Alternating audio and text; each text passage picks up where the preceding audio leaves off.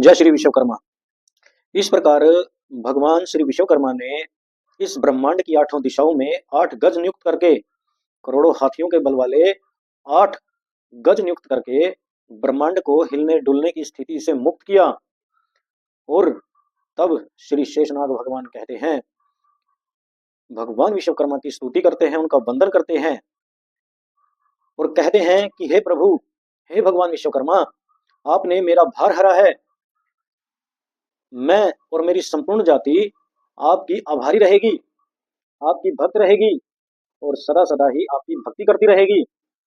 परंतु हे भगवान विश्वकर्मा, मैं आपके बनाए हुए इस ब्रह्मांड का, इस सृष्टि का भार तो वहन करता रहूंगा। इसका भार वहन करना मेरे लिए कोई कष्टकारी न होगा, परंतु जब भी इस सृष्टि में पापाचार बढ़ेगा, दुराचार बढ़ेगा, तो हे प्रभु, उस पापाचार का भार मेरे लिए वहन करना संभव ना होगा। मैं उस दुराचार व पापाचार का भार वहन नहीं कर पाऊंगा। तब भगवान विश्वकर्मा श्री शेष नारायण से कहते हैं कि हे शेष नारायण, आपका बड़ा उपकार है। आपने संपूर्ण ब्रह्मांड को अपने मस्तक पर धारण किया, अपने शीश पर धारण किया है। परंतु जब भी आपको कोई कष्ट होगा, आपको कोई संकट होगा, तब तब मैं आपका कष्ट दूर करने के लिए, आपका संकट दूर करने के लिए स्वयं आऊंगा और आपके सारे कष्ट व संकट हर लूंगा। तब श्री शेष नारायण भगवान कहते हैं, हे भगवान विश्वकर्मा, मेरी संपूर्ण नाग जाति आपकी आभारी रहेगी और मैं सदा सदा आपका आभारी रहूंगा, आपकी कृपा मेरे ऊपर रहेगी। तब से संपूर्ण नाग जाति व श्री शेष नारायण भगवान, भगवान विश्वकर्मा के परम उपासक हैं, परम भक्त हैं।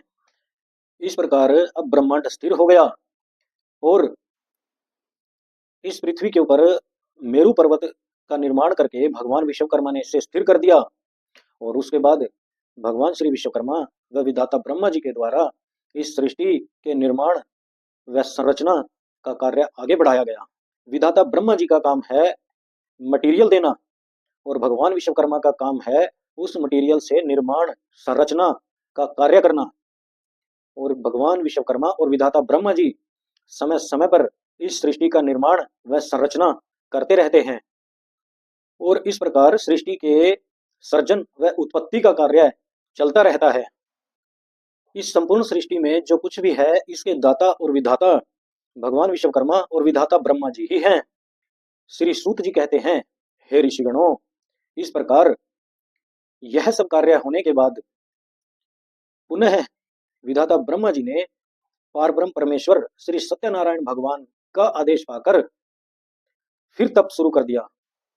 विधाता ब्रह्मा जी तप करने लगे और बहुत समय तक तप करने के बाद विधाता ब्रह्मा जी को फिर श्री सत्यनारायण भगवान के दर्शन होते हैं, उस पारब्रह्म परमेश्वर के दर्शन होते हैं।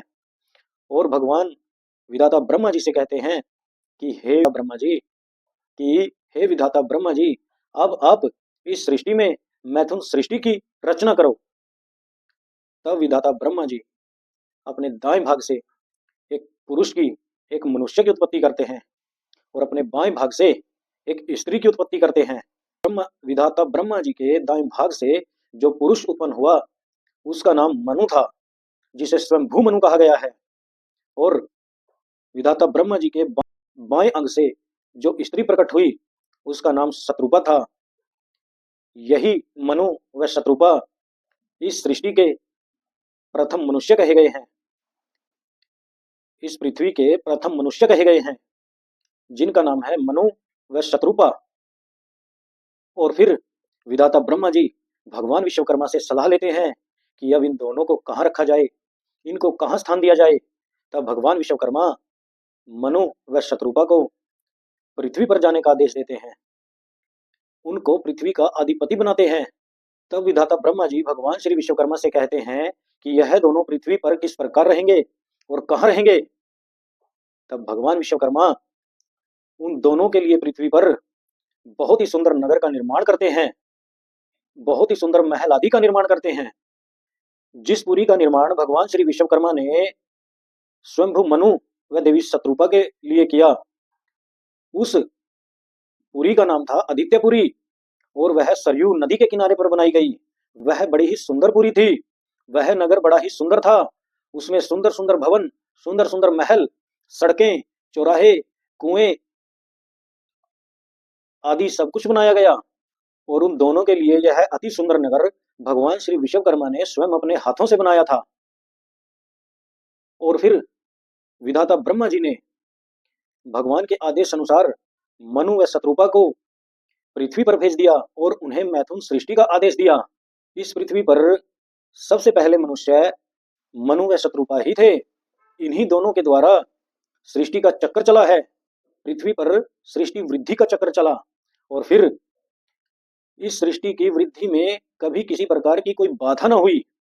तब श्री सूत जी के मुख से सृष्टि निर्माण की यह कथा सुनकर सभी सोनकादि ऋषि व 88,000 ऋषि मुनि बड़े प्रसन्न हुए और सब प्रकार से श्री सूत जी की प्रशंसा करने लगे।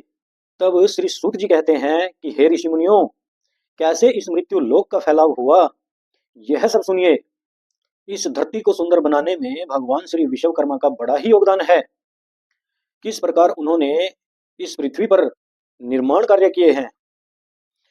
भगवान विश्वकर्मा ही इस संपूर्ण ब्रह्मांड के सबसे पहले वास्तुकार हैं। उन्होंने इस ब्रह्मांड को व इस पृथ्वी को इस प्रकार बनाया है। यह बहुत ही अद्भुत है, यह देखने योग्य है।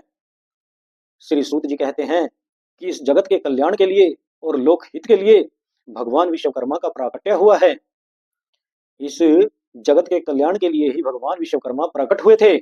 इस पृथ्वी पर यह सब भवन, दुर्ग, घट, मार्ग, धर्मशालाएं, उद्योग, अस्त्र शस्त्र, औजार, वाहन, यह सभी 64 कलाएं भगवान श्री विश्वकर्मा की ही तो देन है। इन सब के स्वामी, इस सारे निर्माण कार्य के स्वामी, इस संपूर्ण सृष्टि में जो भी निर्माण कार्य होता है उस सभी के स्वामी भगवान श्री विश्वकर्मा ही तो हैं। भगवान विश्वकर्मा ही इस ब्रह्मांड के सबसे पहले शिल्पीकार हैं। हे ऋषिगणों, आपने यह कुटिया नहीं मांगी थी, आपने यह कुटिया नहीं मांगी थी। भगवान श्री विश्वकर्मा आपके लिए यह सभी कुटियां बनाकर चले गए और आपको इस बात का एहसास तक नहीं हुआ। हे ऋषिगणों, भगवान श्री विश्वकर्मा अति वंदनीय है, अति पूजनीय है।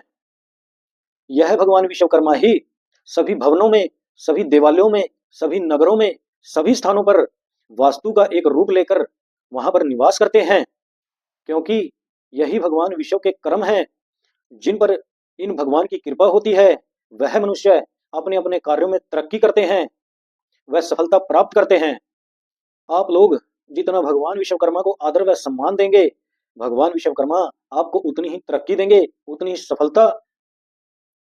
सफलता देंगे। भगवान विश्वकर्मा की कृपा आप लोगों पर सदा सदा बनी रहेगी। भगवान श्री विश्वकर्मा ने ही हम मनुष्यों को यह पृथ्वी लोक दिया है। कितना सुंदर व सुसज्जित बनाकर दिया है।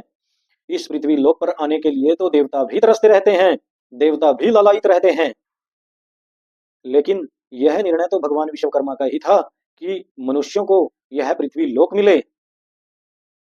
इस संपूर्ण ब्रह्मांड के मध्य में यह पृथ्वी लोक भगवान श्री विश्वकर्मा ने कितना सुंदर व सुसज्जित बना करके दिया है।